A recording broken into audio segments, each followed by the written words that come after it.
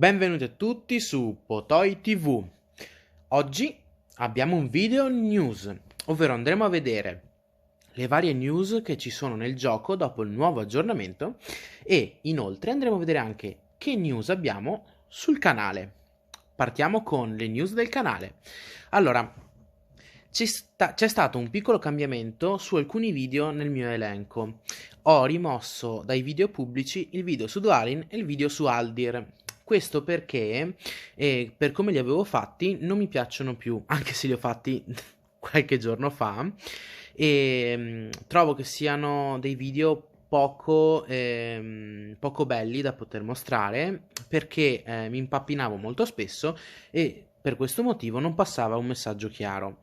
Di conseguenza ho deciso di registrarli di nuovo e pubblicare il video su Dwalin domani a pranzo, quindi all'una, e il video su Aldir venerdì, sempre all'ora di pranzo. E successivamente verrà anche un nuovo video pool dove vedremo i miei Matom gratis come sono andati e per le novità del canale per adesso è tutto. Adesso andiamo a vedere invece che novità abbiamo sull'aggiornamento che hanno fatto dopo la festa di Yule. Ecco qua, questa è la classica letterina che ci mandano gli sviluppatori dopo ogni aggiornamento con le solite 200 gemme gratis. Questo aggiornamento viene fuori dopo la festa di Yule, che rimuove il baule che ci avevano dato e aggiunge qualche piccola novità e qualche aggiustamento sulle unità alchimisti e mastri lanciatori di asce.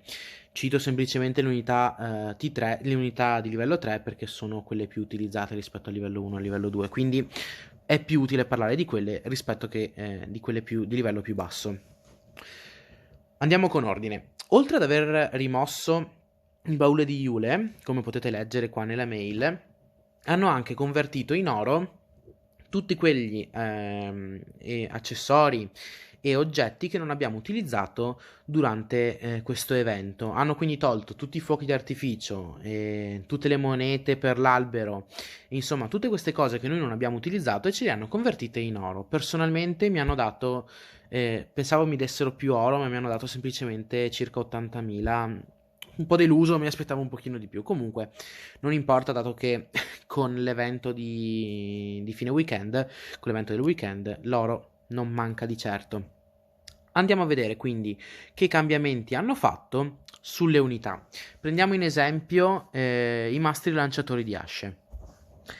Purtroppo, non essendo io in una fazione buona, non ho accesso diretto ai lanciatori e non usandoli nel mio esercito non ho un accampamento per poterli comunque andare ad osservare. Guardiamolo però senza la truppa sotto occhio, ma guardando semplicemente che cambiamento hanno fatto. Potrebbe apparire come un buff, però tuttavia hanno semplicemente tolto 4 punti di danno dal danno massimo e li hanno spostati nel danno minimo, quindi hanno abbreviato la distanza nel range di danno che questa truppa può fare. A mio parere non era una truppa da modificare in questo modo, ma semplicemente alzare il danno minimo, dato che non vengono molto utilizzati e sono una truppa che può dire la sua solo in alcune particolari condizioni, dato che il suo danno spesso non è così alto come ci si potrebbe aspettare o come altre truppe a distanza. Sono quindi delle truppe che come truppe a distanza hanno poco danno rispetto alle altre, come per esempio gli arcieri elfici, okay? Che hanno un range di danno molto più alto rispetto a queste. Fanno dai 27 ai 29, mentre queste qua fanno dai 9 ai 29, e tuttavia le loro abilità non gli permettono di preferirle sempre e comunque rispetto alle altre truppe che mediamente contro vari tipi di eserciti faranno comunque più danno.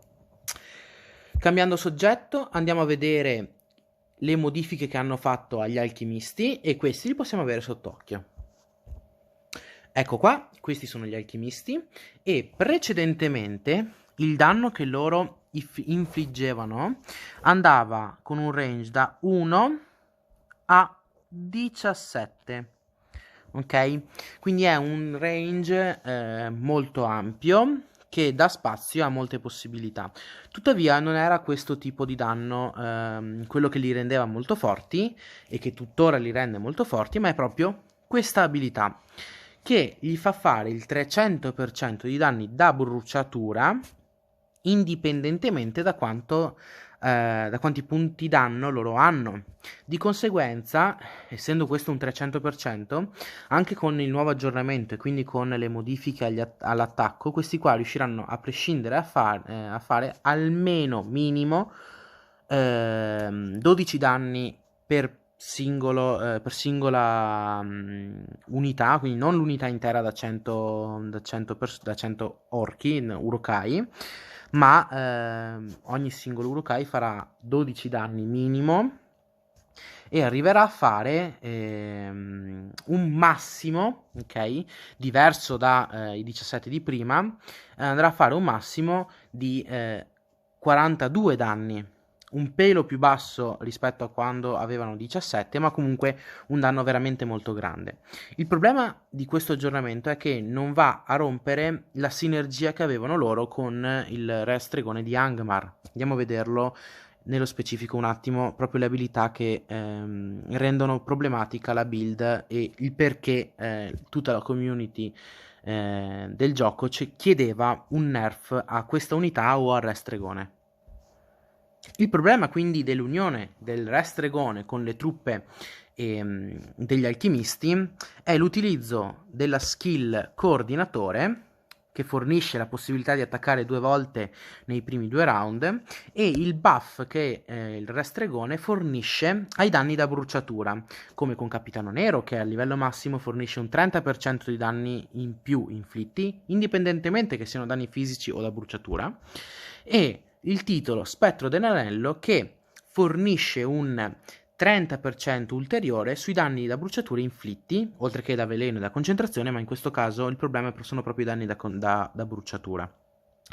Quindi il connubio di queste due truppe, di questa truppa e di questo comandante, faceva sì che praticamente l'intero esercito venisse annientato nei primi 2 turni di gioco. È una combinazione che rovina il gioco a veramente tante persone, a tanti giocatori, che può essere contrastata semplicemente utilizzando un comandante o 2 comandanti nello specifico, ma è molto difficile poterli ottenere, dato che l'abilità che serve sono molto in là con i livelli di rispetto e di conseguenza veramente in pochi riescono a contrastare attivamente in modo efficace questa combinazione e di conseguenza il nerf apparente che è stato fatto non è un vero e proprio nerf. Cosa tuttavia si poteva fare, secondo la mia opinione e anche secondo qualcuno della community? Semplicemente cambiare, magari non i titoli e le abilità del re stregone, dato che è un comandante e molte persone potrebbero anche averci speso dei soldi per poterlo ottenere.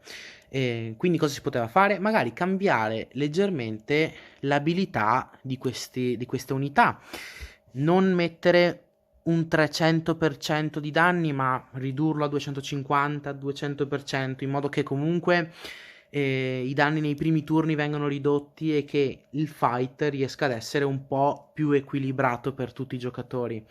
Perché anche se è vero che magari contro un giocatore che non spende molto puoi riuscire a gestire ancora, visto che i danni forse non sono così alti, però comunque il tuo esercito ne risente veramente tanto, perché anche con il mio Gandalf, che ha la stessa abilità, ovvero coordinatore, gli alchimisti riuscivano a fare senza buff al danno da bruciatura nei primi 2 turni un minimo nel primo turno un 50.000 di danni riuscivano comunque a farli, e è Gandalf, non è il re stregone.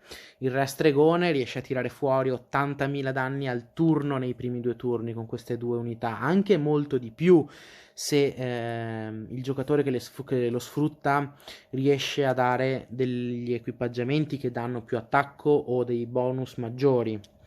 Quindi non è una combinazione che è stata nerfata ed è ancora molto presente nel gioco. Difatti ho perso alcuni eserciti proprio per colpa di queste unità e di questo comandante.